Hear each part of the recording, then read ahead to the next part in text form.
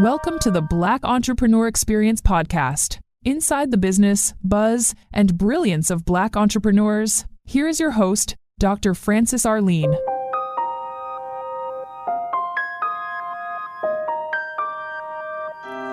Before we dive into today's conversation about building a resilient and successful business, let's talk about the foundation. Every high-growth venture requires a plan for the unexpected. Is your family's structure as protected as your business plan? The best contingency plan for your home life is our DIY Legacy Planning Toolkit. Grab this simple roadmap right now at the link in the show notes and let's secure your legacy. Now on to the show. What happens in Vegas goes all over the world on Black Entrepreneur Experience episode number 530. Thank you for joining us as we elevate the Black Entrepreneur Experience by interviewing CEOs, thought leaders, innovative thinkers, and Black entrepreneurs across the globe. I'm your host, Dr. Frances Arlene. Are you ready to stop thinking about your vision and start creating real impact? Then you're in the right place because today we're joined by Melva LaJoy LeGrand. Melva is the visionary CEO behind LaJoy Creative, and she's a 12-time award-winning entrepreneur known for taking great ideas and turning them into powerful, transformative experiences. If you want to learn how to lead with purpose, creativity, and serious results, stick around. Melva's secrets are next. Welcome, Melva. Thank you so much. What a wonderful introduction. Thank you for having me. Well, we are so excited. I've given our audience such a brief bio. Why don't you fill in the gaps and share with our audience what you'd like them to know about you and your business? Welcome, audience. I'm grateful to be here. A couple of things I would say. LaJoy Creative, and the reason why it's named LaJoy, which stands for Love Joy and is truly my middle name, is that this work has been the love and joy of my professional life. In recent years, this business has morphed into really being a creative collective, and our focus is to storytell and to organize gatherings for organizations who are doing tremendous mission-forward equity work across the globe. Be it concert, a gala, convening, a conference, I am proud to say that we truly do it all except direct fundraising. And shout out to my fundraisers because we need your partnership. But LaJoy Creative is truly a collection of dynamic creative experts based in DC and New York and servicing clients globally. What's the backstory? How did you start LaJoy Creative? I would have to take you back to 2007. Which in the US, right, the writing, I think, was on the wall about the 2008 recession. And I said to a colleague of mine, I was working at a nonprofit doing amazing work as their first event planner. And I said to my colleague, who is the graphic designer, I don't really know if we're going to have the same level of projects moving forward, anticipating the recession. Me and that individual, her name is Jules, if she hears this, endeavored to talk with other associations in the Washington, D.C. area that we knew were having their annual conference. And I hit the pavement and said, hey, I could be your logistics expert. She can do the design, hire us. And that's really how it started. And over the years, we started as a conference agency, but over the years, you evolve, right? And so I'm going to fast track it to 2019, which was another critical moment. At this point, still doing conferences, shifting into galas and receptions, but I was also caretaking for my late father. And so I was actually slowing down, but still wanting to keep a steady drumbeat. Go to 2020. And we lose everything. I lose everything because of COVID. But during that time, the creative of LaJoy Creative started to take formation because we started to ghostwrite commercials about vaccinations, about or 4 hybrid events. And that's how the creative piece took shape. And then fast forward to 2025, and now we're a full-fledged agency that does all of those things, reflecting our journey from 2007 to modern day. Who's your ideal client? My ideal client, and I'm grateful to be at a space and place where I prioritize vetting clients. But first and foremost, we are looking for organizations and individuals who do work that we believe in. And so when I say mission focused work, that could be education equity, that could be juvenile justice. We also have cadre of clients in the energy space. So we're not sector specific. It's really about values alignment. I would say that we currently work with nonprofits and associations about 50%. And the other 50 really would be corporate. But what the constant is that there's a values alignment. What problem exists in the world today that you'd like to solve? Gosh, I feel like that could be a podcast on its own, but focus on industry specific. I think there are 2 problems actually. One, post COVID, we saw a lot of talented professionals leave the hospitality and events industry. We have a challenge and an opportunity to cultivate the next generation of leaders. But in order to do that, we need to continue the lessons we learn from COVID about work-life balance, which is sometimes absent in my industry, actually. On a more global scale, I think that the world, if I can be so broad to say the world, is in a deficit as it relates to uniting around our similarities, which is why I think events are so critical because people need their people. And people, I would argue, even though we do hybrid events, need to be in community with their people. I think we're continuing to see post-COVID people who feel isolated or there isn't enough culture or there isn't enough support around a lot of causes that could heal our world if we could get together more and talk around similarities versus getting stuck in our differences. And I would love to be able to solve for that. I would like you to have a monologue. I'd like you to name this person, living or not, and they've inspired you so much. Who is that person and what are you saying to that person? Maybe 2, but I'll tell you the first one that came to my mind. And it may have changed on another day, but this is who I'm thinking of. I want to say thank you to Cheryl Lee Ralph, the original dream girl.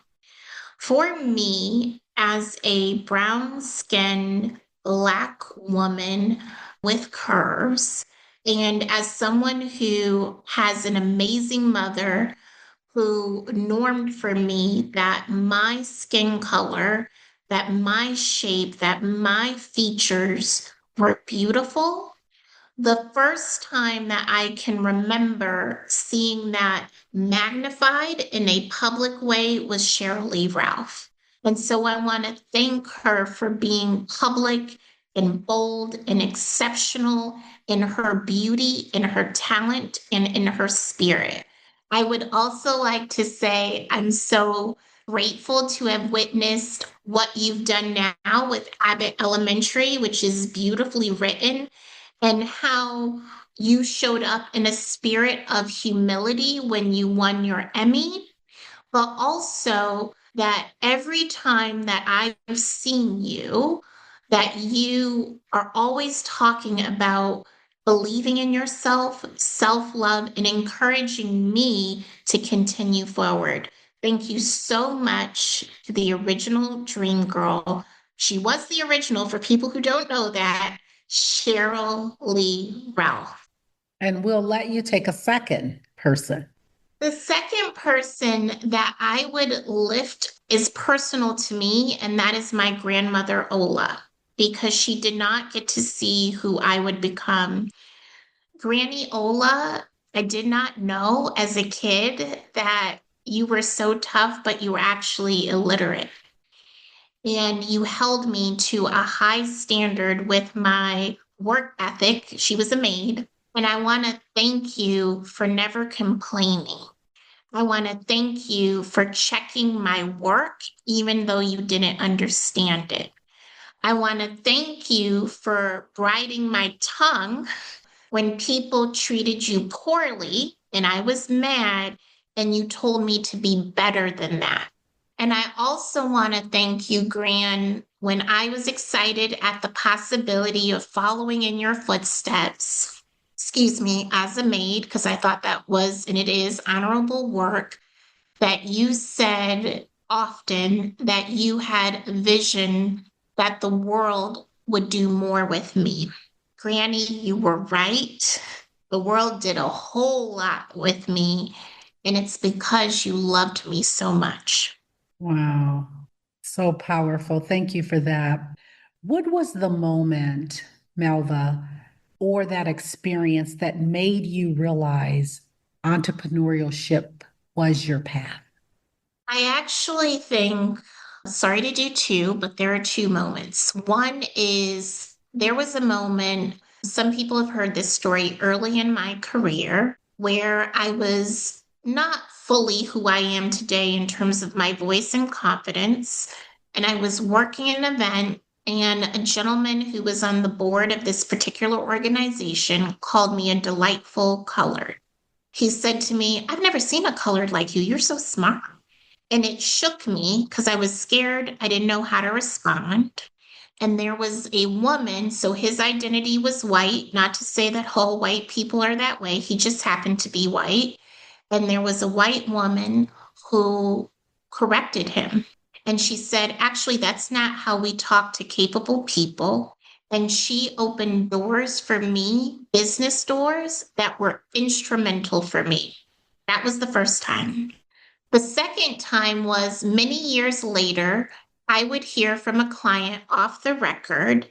I was so excited to win a piece of a business. And so, post that, they did a debrief. And during the debrief, they had three takeaways. And the second one was that they should have paid me more. And what this client told me off the record was, I need you to know you were so grateful for the work, almost like desperate, like, because I was so happy. You were in the room with someone charging double. And she said to me, she said, you're in the room. I'll never forget this. Start acting like it. Wow. And that's amazing that you said that about starting your business and knowing your worth. Your takeaway from that, and how did you level up from that?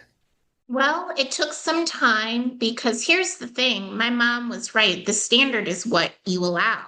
So I would find out pretty quickly that I was being hired because I was so affordable. So the minute I tried to shift to what it should have always been, there was that initial, well, what happened? This worked, and da da da da da.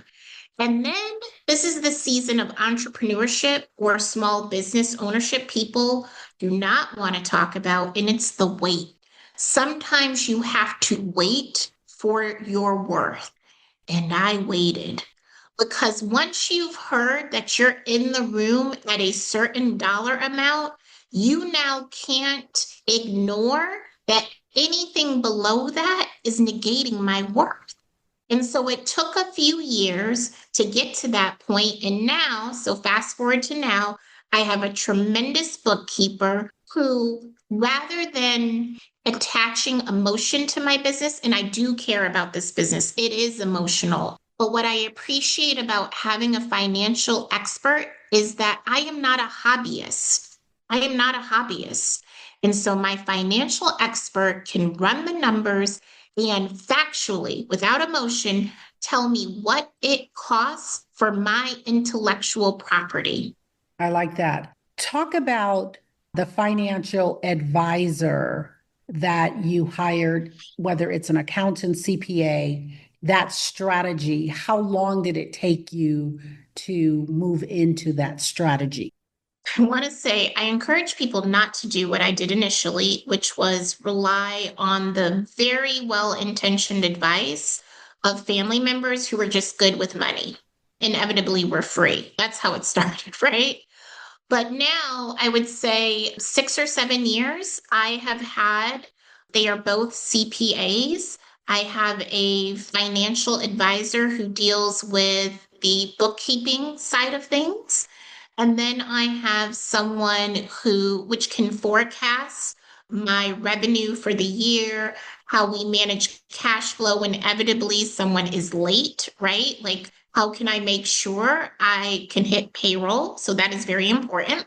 And then the second individual who is equally important, also a CPA, is my tax advisor and also the individual I lean on for investment portfolio recommendations. And then the third person I consider critical, and she has been with me since the beginning at a larger scale now, is my attorney. Because anything that you make, I believe, unless it is contractually protected, it's falling into the mindset of a hobbyist. It really, really is. And so every year, to her credit, my attorney evaluates the agreements that we have with projects to see, based on what we learned from last year, should it be updated. And one of the clauses that we updated recently, and I'm very proud of this, and I think more businesses should do it, is a code of conduct policy. Because here's the thing, I am in a service business. I take that responsibility quite seriously, but I am actually never was your servant. So you're expecting me to show up to meetings on time, unless there's a significant life circumstance. You're expecting me to converse with you during business hours. A weekend 11 p.m. text is not, short of an emergency, how we should be conducting business. And so we lay that out in the agreements. We talk a lot about structure, but think about this. If you couldn't access your phone or computer right now, who would step in? Don't leave a guessing game for your loved ones. Our $120 DIY toolkit takes the guesswork out of an uncertain time. It gives you the step-by-step process to finally organize your digital assets, your financial accounts, and your family directives. Stop worrying. Find the link in the show notes to purchase your toolkit and get started today. I like that. So the question would be, what boundaries have you set with others or yourself to protect your energy? This may not be a popular answer, but it's a factual one. There's a couple of things. In 2003, I want to say, I'm thinking if it was 3 or 2, was the first time I made one of the hardest decisions I've ever made. I fired a client. And I was terrified to fire a client, as I imagine any business owner would do, because they did exactly what I thought they would do, right? Talk about it, shift the narrative, all of the things. But ultimately, I decided that my parents had all of these one-liners, but my dad was right. All money is not good money. Because in addition to letting go of that contract, and even though I was owed the last payment, I actually didn't want it. And thankfully, I actually didn't need it. What I needed more than anything was my mental health and my peace. I valued that over any blowback. And what I want to say about that situation is it gave room and space for projects that were aligned. The second thing that I do, and there are 3 or 4, is we do vet, and I vet every single client. Now, I don't always get it right, but every single consultation, I am the one that does it. I am the one that is thinking through the skills and capabilities of my team and deciphering if it's a good fit. And then for my team, and we're all remote now, I'm trying to cultivate a jovial culture that operates in excellence. And so I celebrate them. I call them joy drops. So those are some of the things, and we have mental health days and all of that. But I would say the biggest thing is being okay with choosing peace over money for money's sake. And speaking of mental wellness, and you talked about the joy drop and different days off, what else do you do to keep your mental wellness intact? So for me, it is a comprehensive strategy. It is not a secret that I have a faith orientation, which is very important to me, my faith practice. I am a Christian. It is also very important to me, particularly after losing my father May 7th of 2021. I am a lifelong student of therapy, and I realized that grief, and that was my first loss of a parent, was something that I needed some tools and capabilities. In a organizational way, I am unapologetic that we do not work in the vast majority of December. And I'm not just talking about 2 weeks.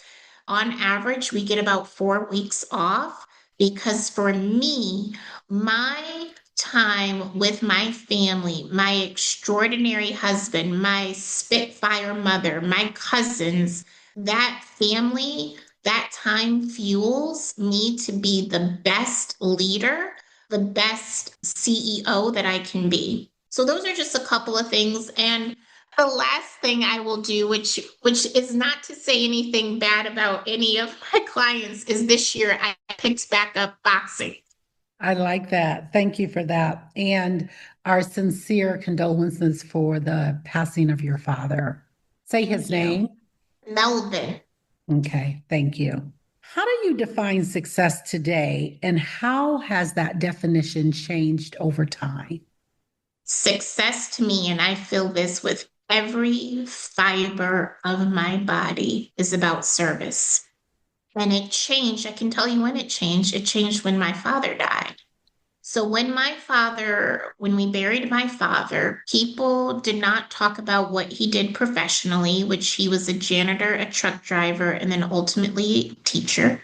They talked about who he was as a husband of 57 years, who he was as a dad, and I was his only child, and then who he was as a servant. And since I have the honor of carrying my father's name, I am clear that success, yes, you should achieve material things. You should be able to pay your bills, absolutely. But if you are not serving, if you are not contributing to something that will have impact when you are gone, I think you missed the point.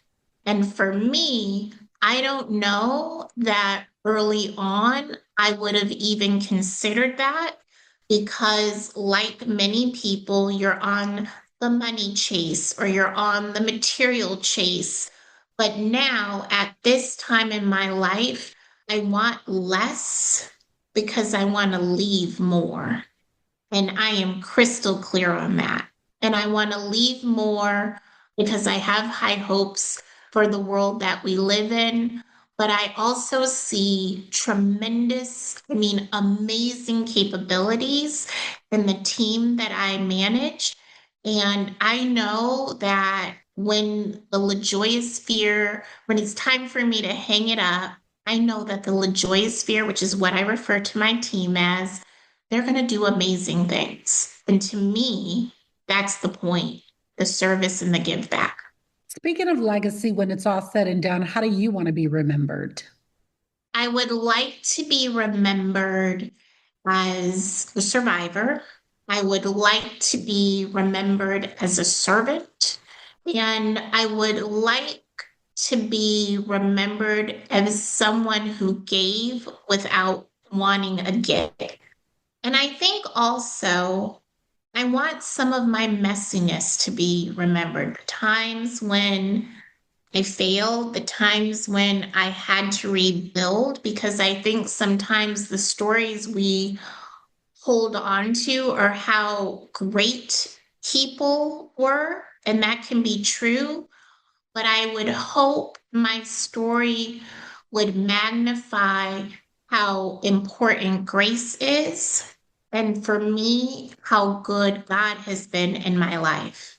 And if I've done that, if I do that, I think I would have honored my father's legacy, Melvin, and honored the calling that has been placed on my life. Talk about marriage, love, and entrepreneurship. I think in life, one of the most important decisions you will ever make is who you will do life with. And in my case, it came in the form of a French man by the name of Emmanuel Claude André Legrand. And because of that, it has given me the gift of this beautiful culture. So I live between DC and Paris, this beautiful language, but it has also given me a business advisor who has no agenda other than to support me. I am not someone who could work with my husband full time. He knows that, we know that. But I am someone who has the blessing of having a safe sounding board who loves me without condition.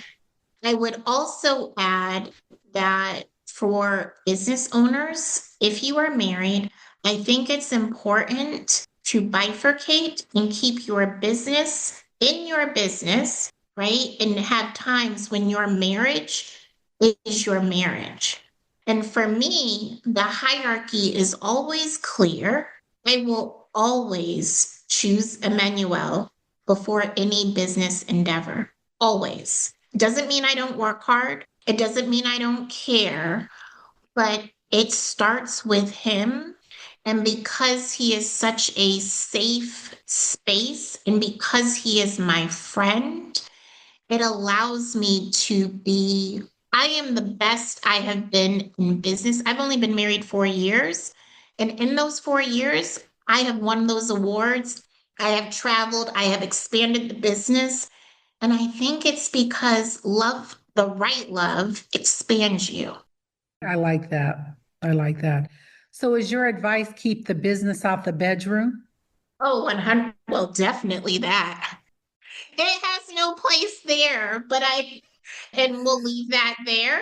But I think the larger point is I find that with some of my emerging professionals or my mentees, they're so eager to get married. And I get it, marriage is beautiful. It's more important, just like I talked about the business weight, it's equally, if not more important, to wait on the right one. The wrong one, which I've had, will tell you everything you can't do and why, particularly for women. But the right one, even if, I won an award last week, I'm in Paris, my husband stayed, I went, the right one is cheering you on and not making it about them, at least in a male female dynamic, or their ego. They're thrilled. I love that. If you lost everything, Melva, and you had to rebuild, in what industry and why? If I lost everything, I think I would go all in to one of two things. Either, I'm big on twos today, I don't know why. I would either finally write the book or books or series that are in my head all of the time and try to make that work, being a part-time, I don't know, working at a bookstore or something like that, because I believe stories are vital. I believe history is vital. And writing saved my life as a child. So that is my why. The second thing I could see myself returning back to if this career wasn't an option is education. I think the best articulation of freedom, possibility, curiosity, all of the things, the best of us is in our children, and the children would be my why. Let's talk about failure. You use the word failure, some say opportunity. Talk about failing forward. And what lesson? Tell us the backstory and what was the lesson that you learned from that? Right or wrong, there's so much material there, but I'm going to take you to 2024. I was very excited. I'll never forget it. And I was excited because for years I had been working on a significant contract. And I had the indication in December of 2023, it was coming to fruition. So the contract was issued. I saw it in the system. I remember the date in 2024 that I was going to announce it. And this was, every business has the one. This was the contract where I was going to have to hire up. This was the one. And so early in the year, I started seeing meetings on my calendar. I'm like, yes, yes, yes. I was writing job descriptions, all of the things, and I can see my invoice, the deposit going through the system. I was feeling very confident, so I started to spend a little, just a little, celebrate in advance. And then on a Wednesday, I got a call from a Black woman who was in an executive position. And she said, can you call me? And I thought, I can call you anytime. Forget about that 9 to 5. You're the contract. And she told me that it was going to be announced the following week, the company was going bankrupt. And she said, and I said to her, got it, but you're still going to clear my deposit, right? And I said, your team is scheduling meetings with me. So but I'm still getting my deposit, right? And she said, I shouldn't be telling you this. The team doesn't even know, but I know what this means for you as a small business owner. I felt sick because I was spending a little more than a little bit. I have always known not to spend what you didn't have, but I was so excited because I thought it's finally here. I'm so close. And I have to be honest, I went through a depression where a friend helped me. And so the obvious lesson was don't spend what you don't have. But the bigger lesson was, or reminder was, Melva, you've been here before. Pick yourself up, figure it out. To figure it out, I stopped paying myself. I did not tell the team until later in the year. And I put my head down and I did the work. And I pushed through whatever doubt, imposter syndrome, whatever you want to call it. I pushed through and I did the work. Fast forward or failing forward to February of 2025, I grew the business by 30% by doing the work. I love that. Talk about your top 2 influencers and what lessons do they teach you? Probably one is very, very private, so I'll just call her Dr. M. She was a woman, a Black woman that I desperately wanted to work with, so desperately that when she didn't hire me the first time, I applied 4 years later just to work with her. She taught me, she was an exceptional writer. I mean, just a phenomenal leader. But for me, she gave me 2 gifts. One, she gave me the gift of understanding what empathetic leadership looks like. She was firm. She was driven. She was fair. She was empathetic. And I would see that, and much of my management style is modeled after her.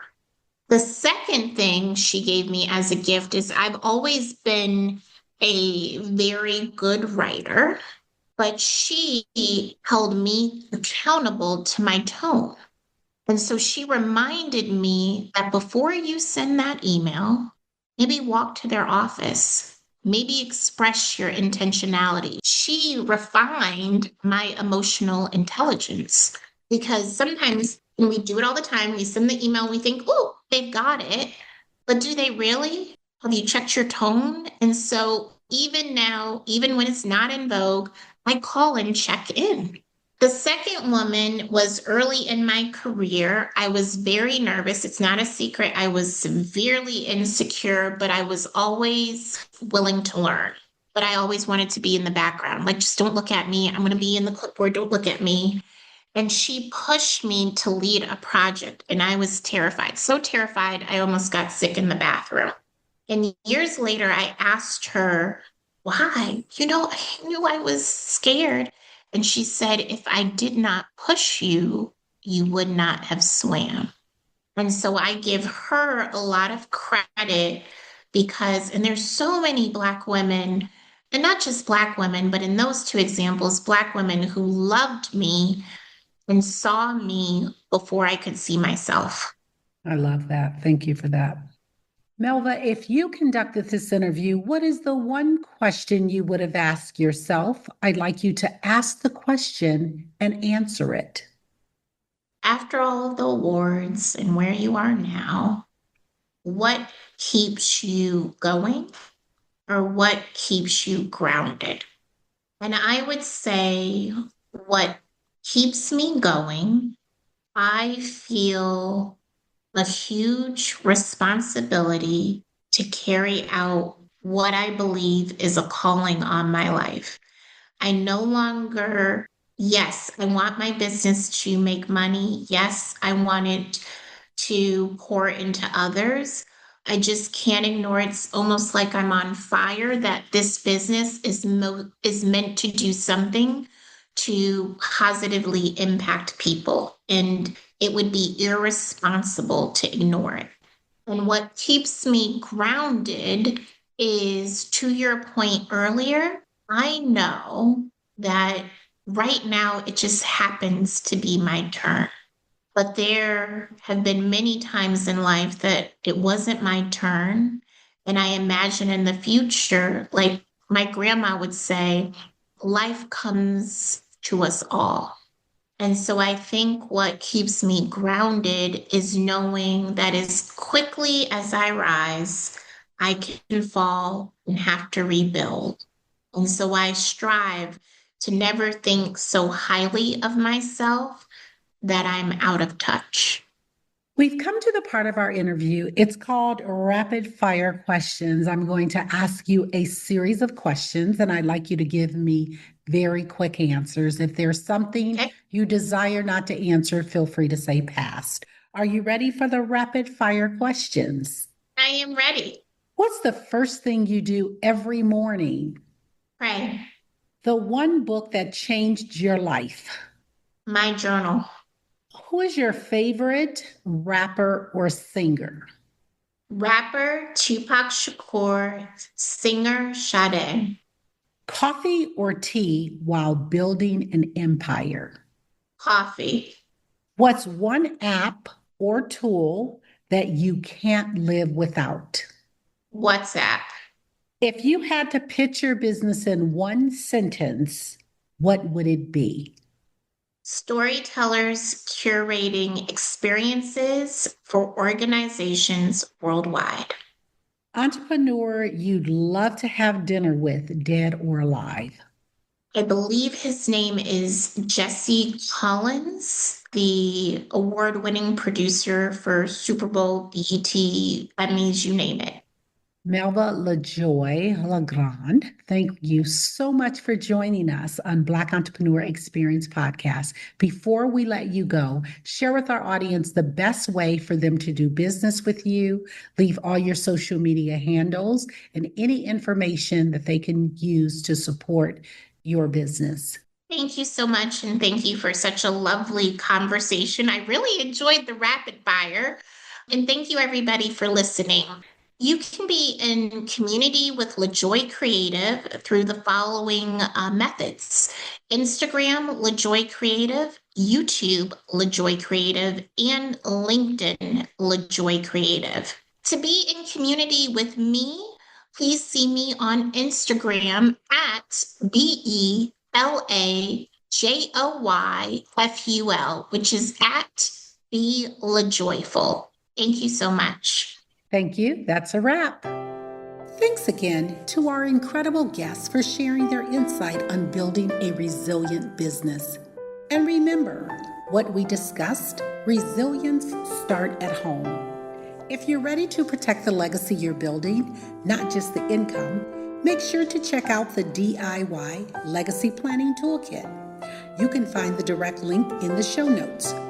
Go get your peace of mind now. Thank you for listening and subscribing to Black Entrepreneur Experience. We would love for you to leave a review and rating on iTunes and share with your friends. For show notes and more episodes, go to www.beepodcast.com. Join us next Wednesday, and remember, green is the new black. So keep your bank accounts and your business in the black.